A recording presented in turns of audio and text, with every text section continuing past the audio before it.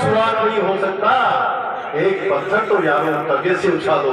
एक पत्थर तो यारो तबीयत से उछालो। पहली क्लास से कोई गाइडेंस नहीं था, घर में कोई पढ़ा लिखा भी नहीं था। पिताजी खेती करते, गाय चराते थे, हम भी वही काम करते थे। 12वीं क्लास तक मैं लावचोरी विषय जो छू लावणी लड़ाई में खूब गिरे छू और मैं भी पांच के में सोचो आ गया तो काटता हूँ लावणी लड़ाई सब सासू को ना काटे मतलब काम तो आ गया सो पर पढ़ाई में डूबे हो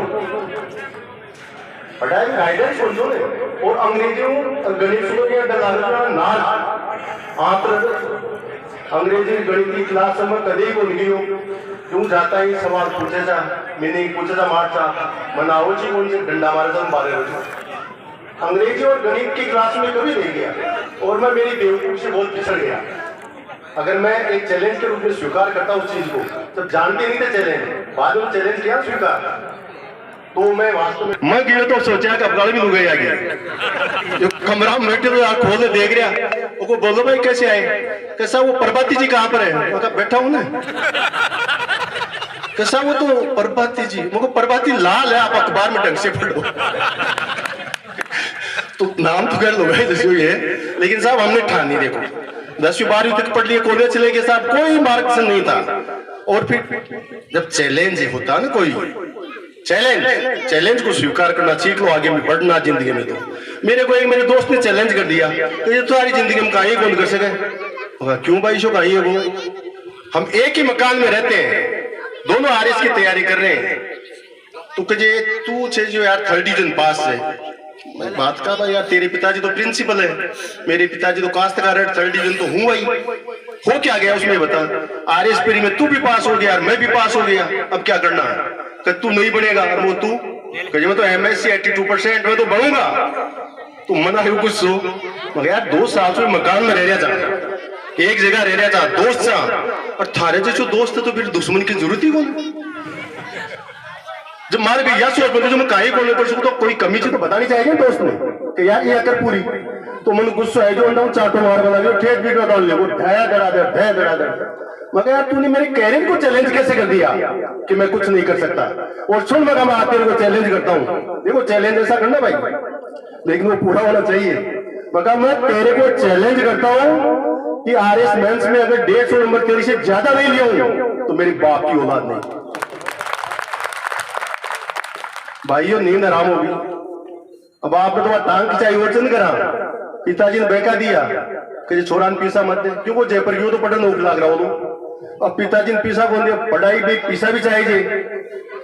पीसा किया होगा साहब मैंने होमगार्ड की गश्त की 450 रुपये महीने में, फिर मुझको हम पार कौन पड़े 150 रुपये एक बढ़िया का नौकरी लाजो, फिर मुझको सेठ जी 150 में पार कौन पड़े कि जी आपको ऐसा करते हैं एक कमरा दे देंगे, मुझको मजा आ गया 1000 रुपये का कमरा हो गया, और तो आपको खाना दे देंगे मगर 1500 का, ये मुझको अब डन। और साहब हमने तैयारी शुरू की, मगर अब तो सारी बात में चैलेंज कर दिया, और साहब मैं रात दिन मैंने वो तैयारी की, मैं होमगार्ड की गश्त करता था, वहां भी किताब को रटता था और इतने गजब के नोट्स बनाए, ये पहली से एमए तक 3rd डिवीजन प्रभाती लाल जाट जब रिजल्ट आया तो उससे 152 नंबर मेरी ज्यादा आई, 2 ही अब बात इज्जत रहेगी। तो आप देख लो ठानो तो ऐसी ठानो, वैसे ही मैंने क्या जिंदगी में पहला कंपटीशन थानदार का दिया था, मैं खुद प्रेरणा हूं, मैं दूसरे से प्रेरणा नहीं था, मैं तो खुद ही प्रेरणा था, मेरा बता दो मैं मेरे जैसे बन जाऊँ आप। पहले तो मैंने थानदार का कंपटीशन दिया, जिंदगी में पहली बार उसमें पास हो गया, सबसे इजी कंपटीशन थानदार है, बच्चे बच्चे सुन लेना, मैं डपोल संघ का आदमी अगर 65 थानेदार में पहली बार में तो मैं बात देख तो गर्व हो रही तो बच्चा बच्ची का 95% 93%, अरे आप इतने विद्वान बच्चे बच्ची हो, हमारे 3 साल के मिल 93% आवाजा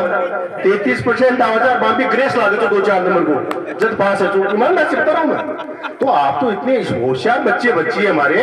ये तो डायरेक्ट आईएएस बनेंगे, कौन रोक सकता है इनको। लेकिन जज्बा जब तक सीने में आग नहीं हो कि मैं क्या नहीं कर सकती,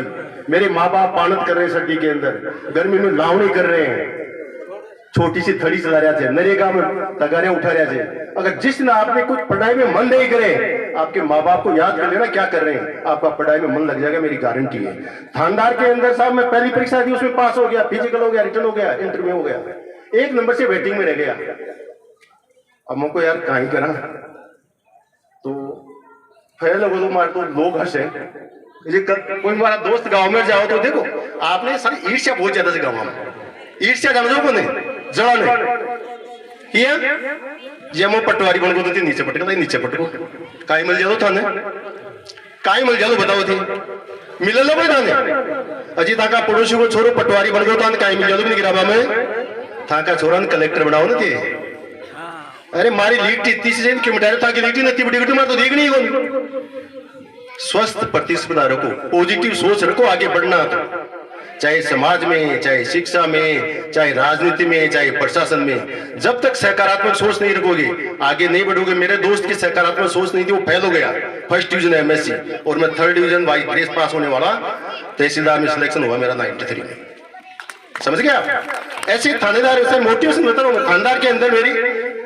वो 1 नंबर से रह गया तो मेरा कोई दोस्त वहां से जाए ना तो पड़ोसी पूछे कि यार